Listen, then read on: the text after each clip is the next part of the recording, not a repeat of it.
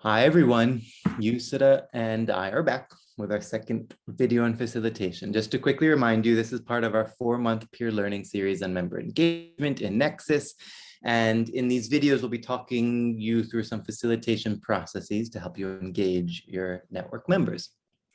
Hi everyone, welcome back. Hope you found our last video helpful.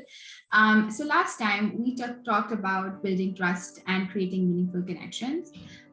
Today we'll go a step further and talk about learning about your members' diverse needs and collecting and sharing diverse ideas and perspectives.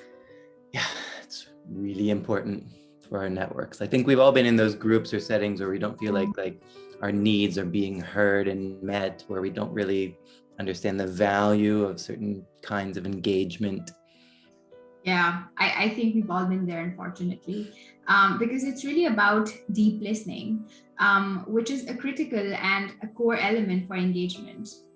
When you're able to gather different perspectives and ideas and understand what your community or network really needs, you're able to better engage, create synergies, and build consensus. And you can also assume that for the members, this adds to their value of being part of this, and they get something out of this, and their connection to the network and with each other is deepened. Yep. Okay, I think we've built enough suspense. Shall we reveal today's technique, Brendan? Let's do it. Today, we're going to look at a tool called 1-2-4-all, again from Liberating Structures. And believe me when I say this is one of the simplest, but most potent tools in that it's easy to follow, but it generates this flow of conversations, ideas, and solutions. That sounds almost too good to be true. Do you mind sharing more? Sure, Yusita.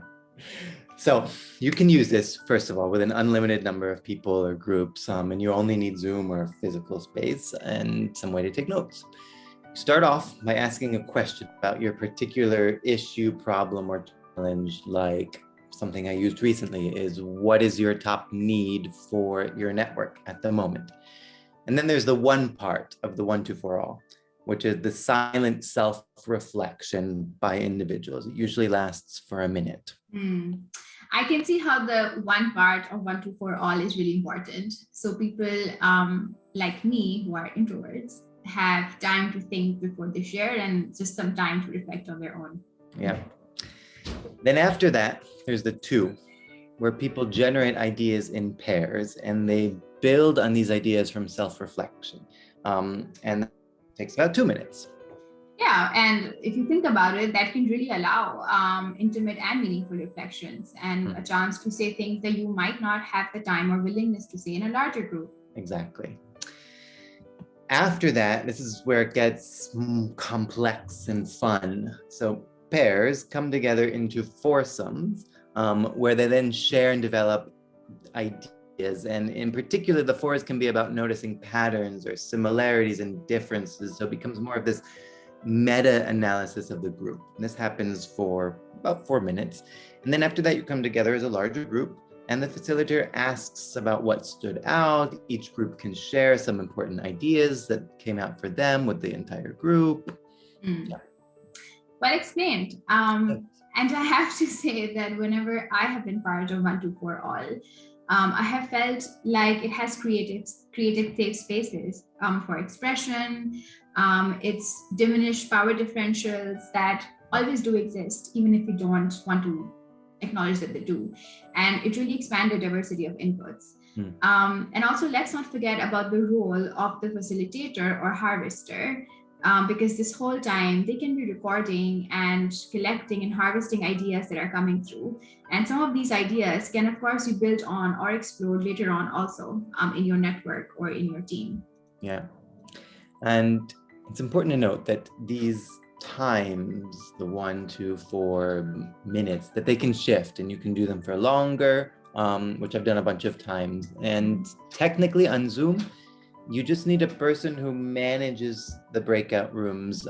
So because you're moving people around and recombining, and it can get a little complex and difficult, just a small important note there.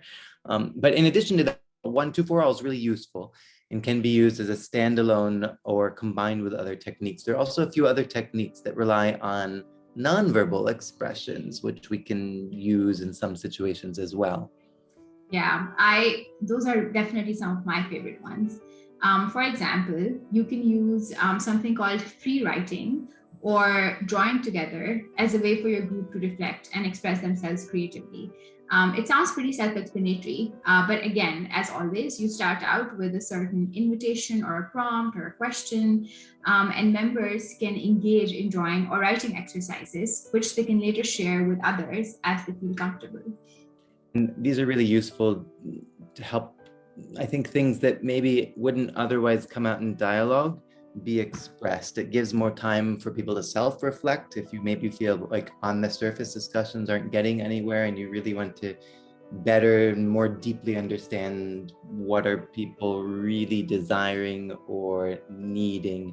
And you can use tools like Miro, but also you can just have people draw or write on paper, take pictures and share, and then get deeper into conversations there and try and document the individual needs and the needs of the group. Yeah.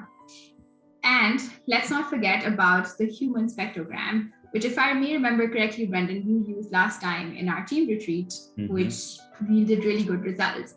So anyway, here in this, people place themselves physically along a line to represent their perspectives. So when the facilitator reads out certain statements, for example, how comfortable are you with XYZ? Or how confident are you with something specific? You can express that without saying anything by placing yourself on a line. Online, you can also have people move across the screen or use hand motions or gestures. It's something that's really easy to improvise, I think. So that one is really great to both map people's opinions and preferences, and also to generate a sense of community. Plus, it can result in a lot of spontaneous laughter. We had a lot of that also, which is, of course, always welcome. Yes, I love that one. I love all of these, actually. Well, are you going to say that about all of them? Yeah, I love facilitation.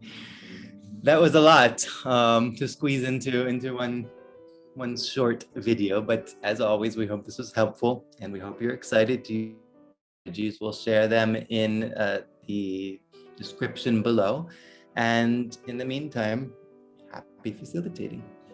Facilitating.